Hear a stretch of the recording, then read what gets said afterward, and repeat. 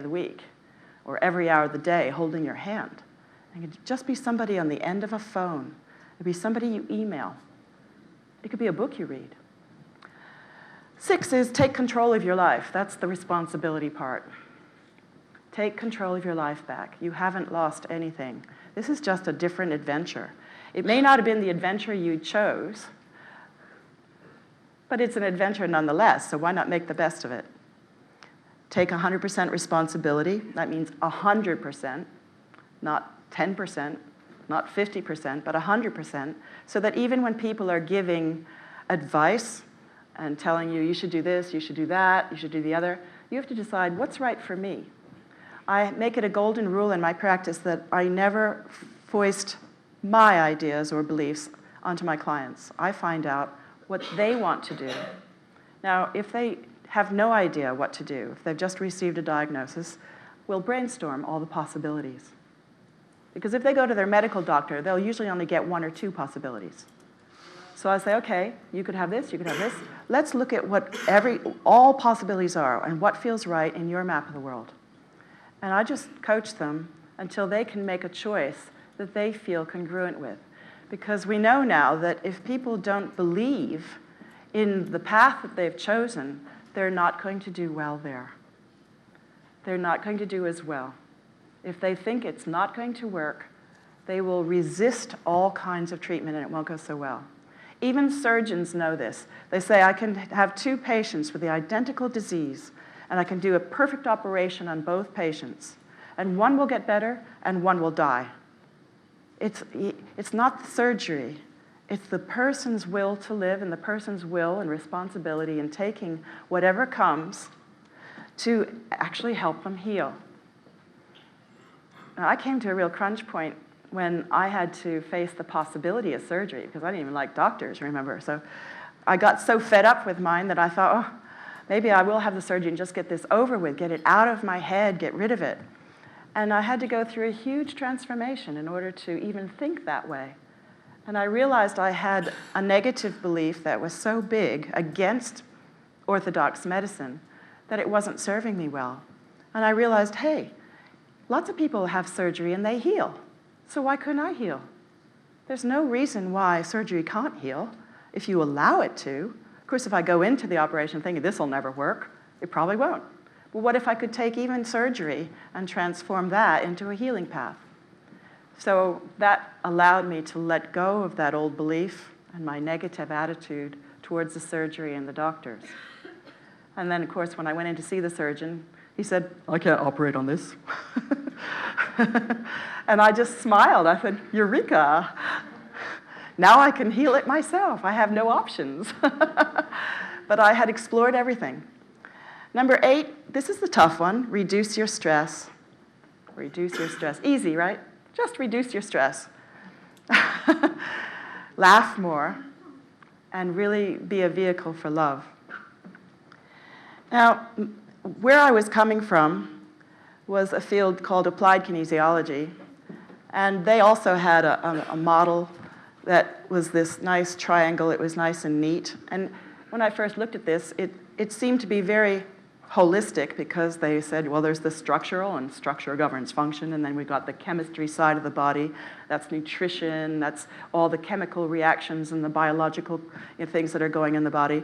And then the mental, on the other side of the triangle, that included all the electromagnetic things that were happening in the body, all the energy things. And over there they put acupuncture and psychotherapy and psychology. Everything that was anything that didn't fit in those 2 categories got lumped over there. And I thought, that's interesting. And most of the people using kinesiology, of course, were structurally minded at that time.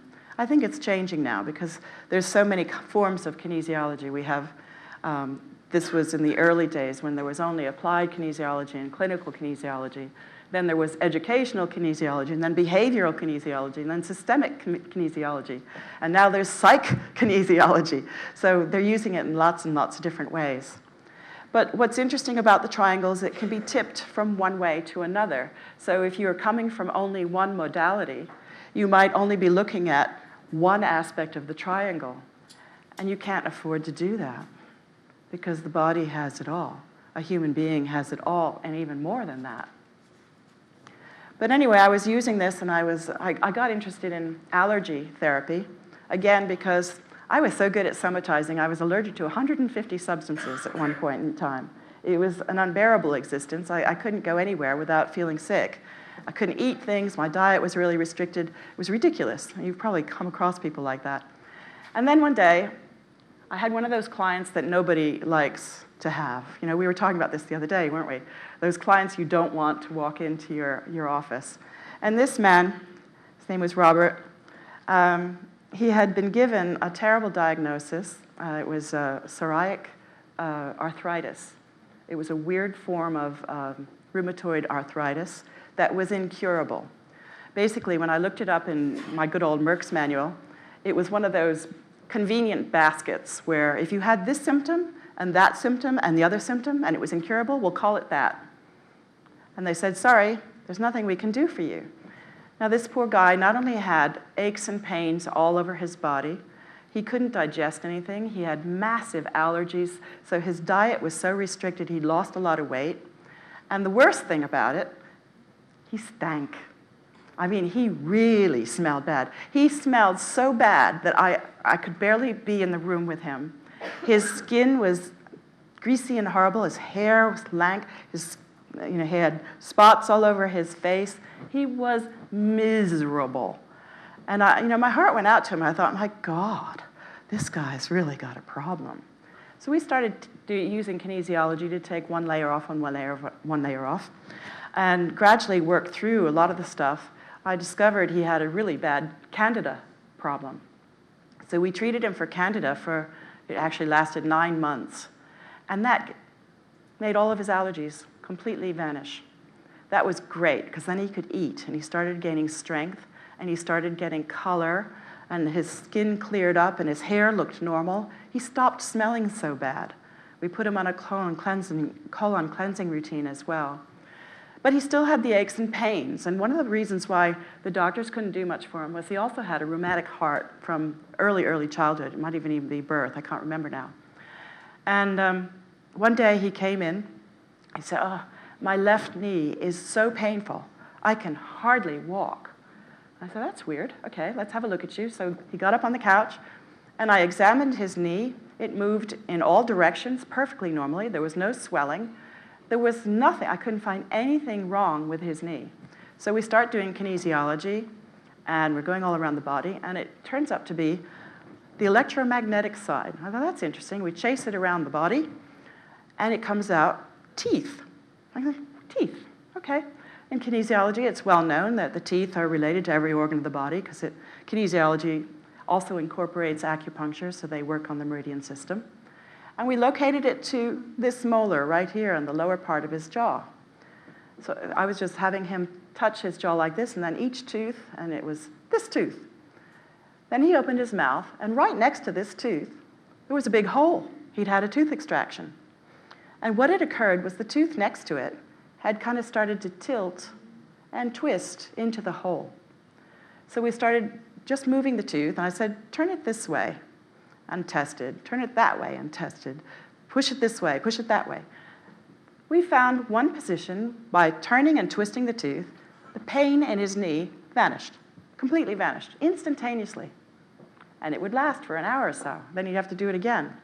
So because of his rheumatic heart and a few other problems, he couldn't have an implant. So he had to come up with some other way to strengthen that tooth so it wouldn't keep falling in the hole.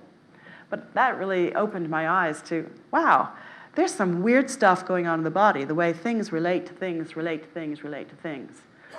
And it got weirder. I was still using my allergy work, but not as much, when I started doing a lot of training in France.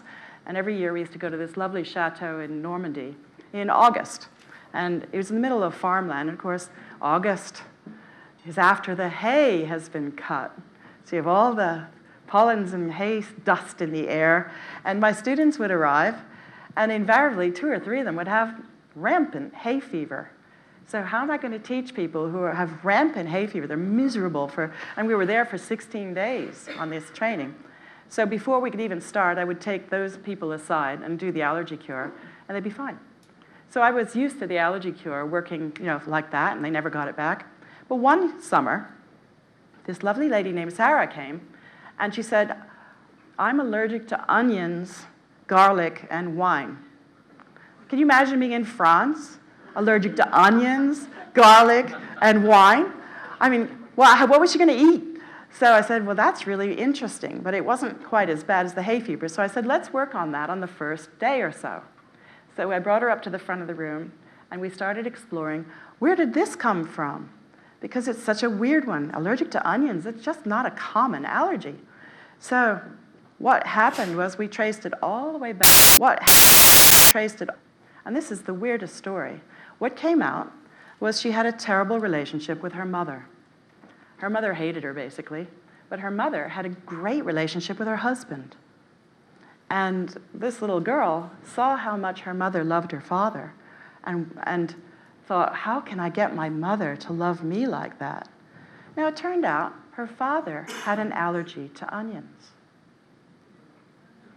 So something in her little mind went, oh, if I get an allergy to onions, maybe my mother will love me. And so it stuck. So we removed this memory and put some real so her mind that was still stuck at that childhood decision. And the allergy completely cleared and never came back. She was able to not only have the onions, but the garlic and the wine with no problem. And it's just like, wow, there is more to this than you think. Now, in doing NLP, I was aware that the founders of NLP once decided to create a placebo because they had noticed phenomena like this happening. And they said, hey, why don't we create a placebo pill? The best placebo pill in the world. Of course, it'll have to be red and shiny if you want to stimulate. But if you want to calm people down, then it needs to be blue. But if we could, and they actually got some jars of pills and called it Placebo Heals Everything. And they couldn't get it past the FDA.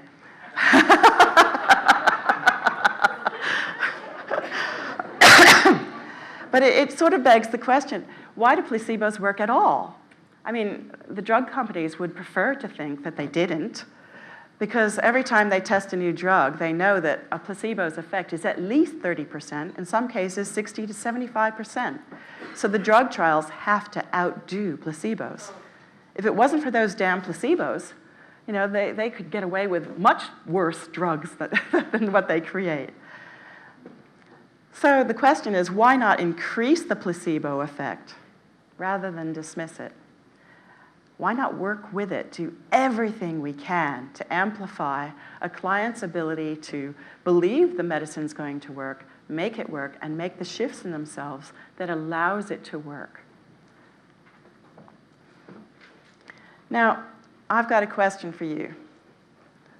As we think about our health and our bodies, I've been talking about, cars. One of the things that doctors always say is that they either, when they're doing heart surgery or something, they feel like they're either plumbers or they're car mechanics. So supposing, just for a moment, that you considered your body as a car. If your body was a car, what would it look like? What color would it be? What kind of car? What model? Would it be a sports car, a racy sports car? One of those extra big wheels? Zoom! Would it be a SUV? Would it be a people carrier? Would it be an old jalopy? What car is your body?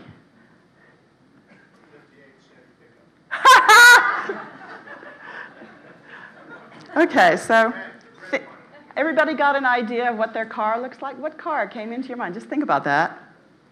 Now, thinking about the car that came to your mind, how does that affect how you take care of it? Now imagine if your driveway at home, you had the car of your dreams that was absolutely brand spanking new, beautiful car. Would you take better care of that car than you would of the car you've got, unless you've already got that car? And what does that say about the car you thought about in terms of your body? How well are you taking care of this car?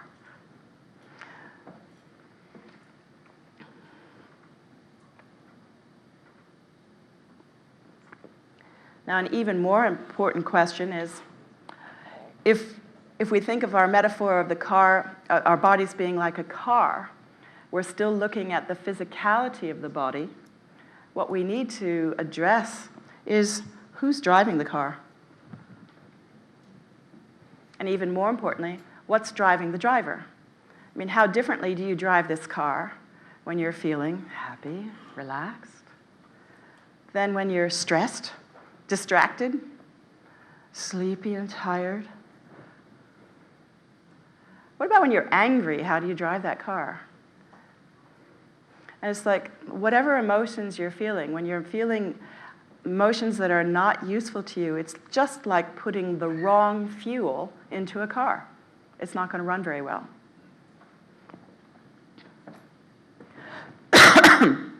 Now, our emotions are real cocktails.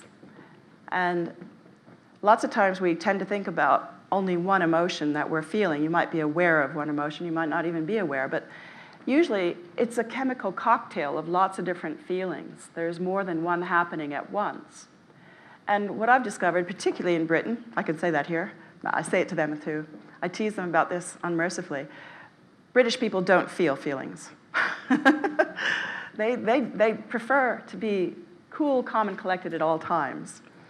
And there's an assorted way that people tend to avoid feeling feelings. And I suspect this is true all over the world in slightly different styles. Now, the first one is to suppress them. And this is where we somatize. We literally push them down into our body. And this can happen so fast, you're not even aware of it. And if you're not even very good at feeling your feelings, you might not even be aware of somatizing. Sometimes it's the best choice. If the situation is too dangerous to express your feelings or to show your feelings, you don't want to be such an open book. So suppressing them isn't necessarily a bad thing, as long as you remember to take them out again and look at them later on. I know I think there's some forms of martial arts and other places, you guys might be able to tell me, where you actually go through a process of learning how to mask your feelings so that you don't show any emotions at all, because to show an emotion is a sign of weakness and makes you vulnerable to attack. And so there's a whole belief system that goes with staying cool, calm, and collected. So there's good reasons for suppressing them, but it isn't very good for the body because the body holds them all. And wherever you tend to hold those emotions, they're going to have more effect. Now, the second one is running away from emotions. Now, people run away in lots of different ways. Of course, they could just run out of the room rather than feel it, but that's pretty extreme. The more common ways are eating, drinking, smoking, taking drugs, passing out, anything that allows you to escape from your body. So, what are your favorite ways of running away from feelings rather than feeling them? Do you ever go to the fridge door and open it up and inhale the contents? Or what happened to that whole pack of biscuits? Did they just disappear? Number 3 is to intellectualize them. Now, this is a favorite for people who do a lot of therapy work or who just want to tell you the story. They make it into the story, the history. Well, I have this feeling because my mother, did this to me when I was 4 years old, and then I had this happen at school, and they tell you this whole long story. But they're not actually feeling their feelings while they're doing that. That's an intellectualization. And lots of times in therapy work, that's almost encouraged as a way of bringing them up. And to some degree, that works. It brings up some of the feelings, but it doesn't always get to the point that needs to be reached. Then, number 4, this is the one that causes the problems. This is the reason why people don't like negative emotions. The ones who act them out spew these emotions all over everybody else. They have a full-blown tantrum. Now, a tantrum can be anger, or it could be tears. It could be almost any emotion that is overly dramatized. And basically the message is, look what you did to me. You have made me angry. And I'm going to show you because I'm going to explode with anger, or I'm going to cry, or I'm going to lie down on your doorstep and bleed, showing the whole world what a bad person you are for making me feel this bad. Now that is classic victim, right? And that's what people do. They, rather than feel their feelings, they make it somebody else's fault. You made me feel angry. You made me feel sad. You made me hurt. You made me guilty. It's your fault. It's nothing to do with me. Of course, that isn't taking responsibility. If you're feeling a feeling, it's quite different. Now, those are 4 ways of not feeling feelings. How many of them do you do? You probably find you do 1 or more of them many times a day, don't you? It's interesting, isn't it? So what's the opposite? How do you feel feelings? And the more I did research on feeling feelings, I worked with a lovely psychologist in Hawaii who specialized in what she called radio, what did she call it? I can't even remember. It was like radiotronics or something. But it was about feeling feelings. And as an exercise every day, we got to sit opposite a partner in the room, look deeply into their eyes while they played sad music, and allow our feelings to come up for 5 hours. No words were allowed. Tears were fine, but you were only allowed to feel your feelings. And what she wanted you to learn was how to feel them inside, how to recognize them inside. Now, when we're children, the purpose of having 2 parents is to educate the kids how to identify